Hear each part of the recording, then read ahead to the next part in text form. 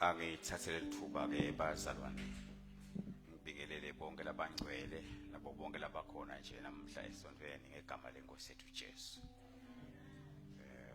Siyambonga uNkulunkulu ukuthi siholile wasigcina ebutheni beliviki namalanga onke waba muhle nje ngitindlela donke siniketa lithumo yena ngaloko.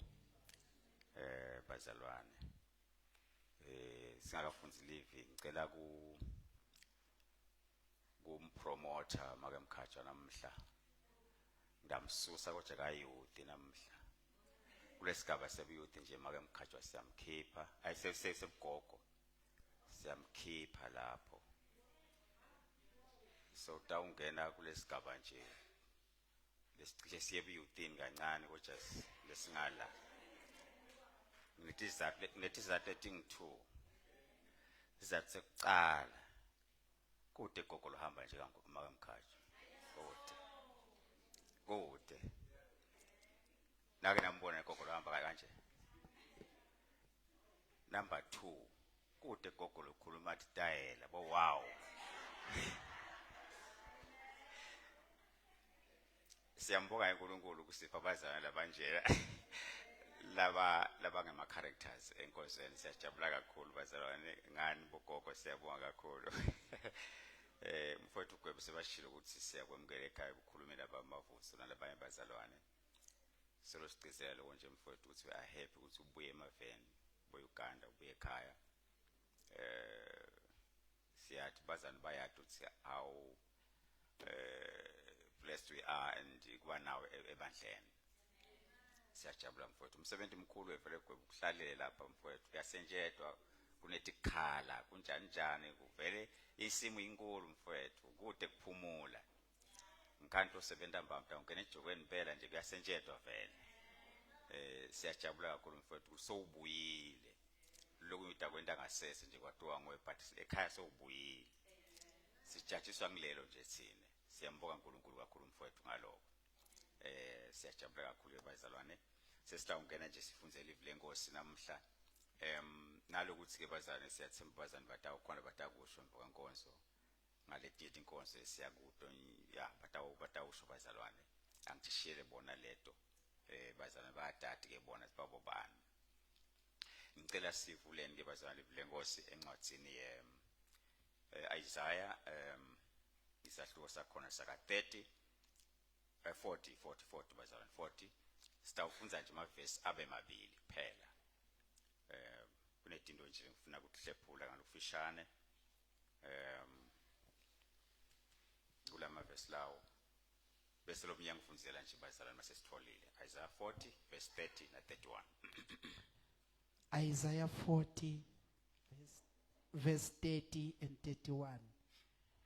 Nalabasha bayaphela emandla badzinwe nemajaha ayakhubatela awe kodwa labo labathembele kusimakadza bathola emandla lamasha bayawukhuphuka ngemaphiko njengetinsweti bayawugijima bangadzinwa bayawuhamba bangaphelelwa ngemandla. Amen. Ngithatha kakhulu lo verse 31 ngiye kakhulu lo lekufuna ukukhuluma ngaye. Lapho lisikhona lapho sabalenzele ngesizathu labalenzele labalenzayo bathi labathembela enkosini bafana nani nelikhozi. Ngilapho kakhulu inzaba yami la ikhona khona bazalwane. Ngifuna kubuka nje sibuke nje itinto letinkulu lesingatifunza kule nyoni lokuthiwa luswethi noma ke lukhozi. Lukhozi bazalwane kulamanye mave inyoni leluphawu lokunqoba kwabo. Inyoni liyathiwa konje ngetinto letinkulu emhlabeni lukhozi. Labanye baze basho bathi lukhozi inkosi yesibhakabhaka the king of the sky.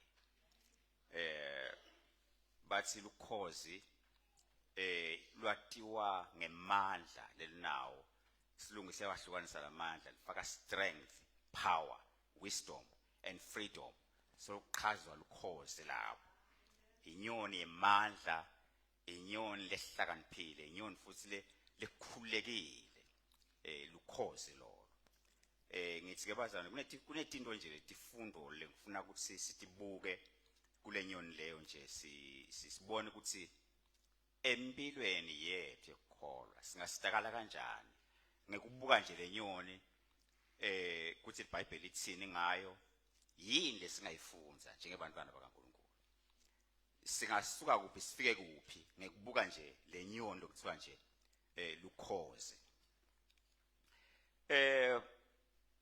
lukhozi ke bazalwa nenyoni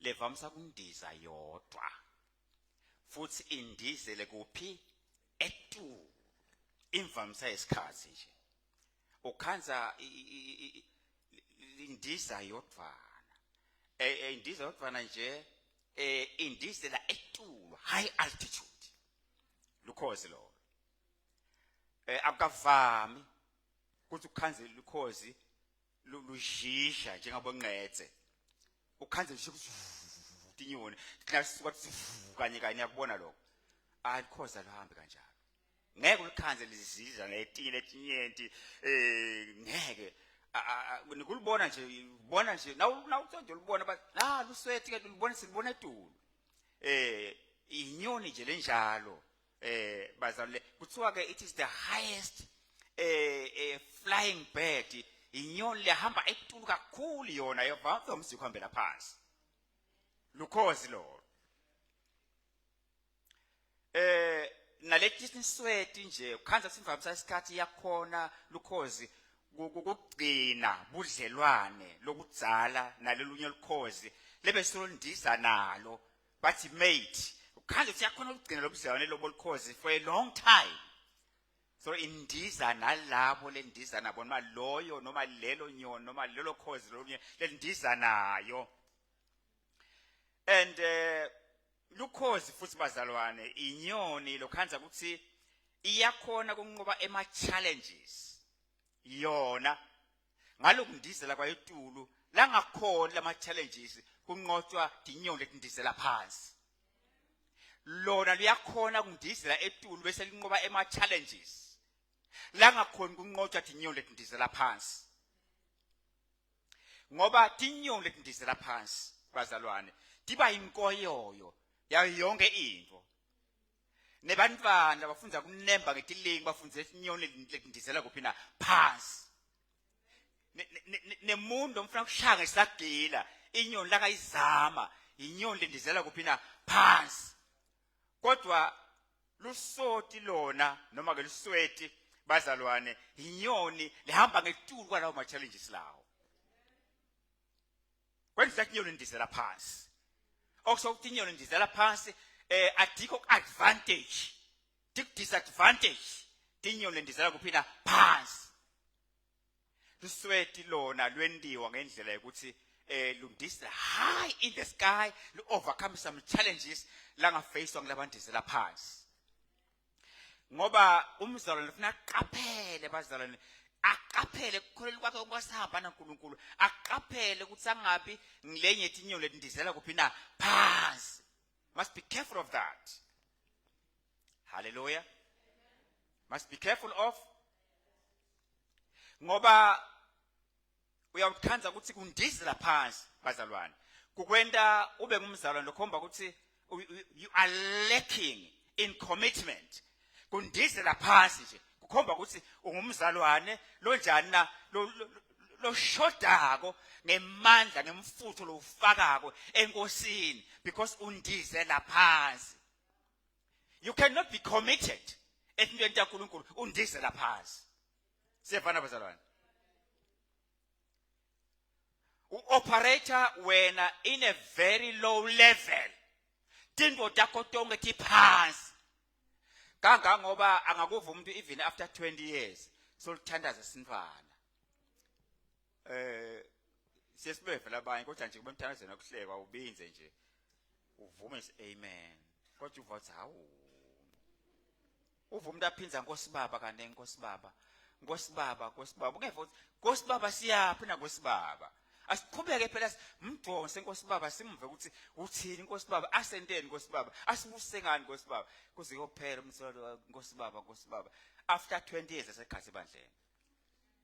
What's the problem? Undizela kuphi na? Phansi. Uyinyoni lendizela phansi. I-level yakhe is very low. Akafike ezingeni lelikhozi. Ezingeni leliswede. Inyoni lokuthiwa is the king of the sky. Nikhona bantwana. Kulula kakhulu ke bazane kusebenzisa ngusathana uma ngumuntu lovamisa kundizela phansi.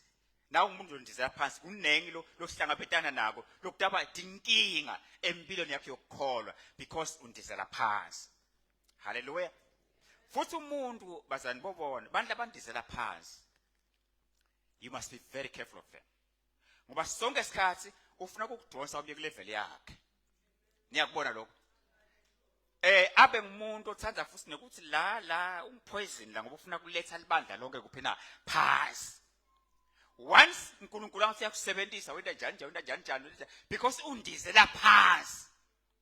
Akawathi umoya we fresh air. Akawathi umoya ukuthi ngathi awukho kanukhona. Ufuna kuletha yonke into phansi undizela phansi. Uphila an ordinary life just like any other person going to church. Lalela wena as an individual, you are not meant to be a common somebody like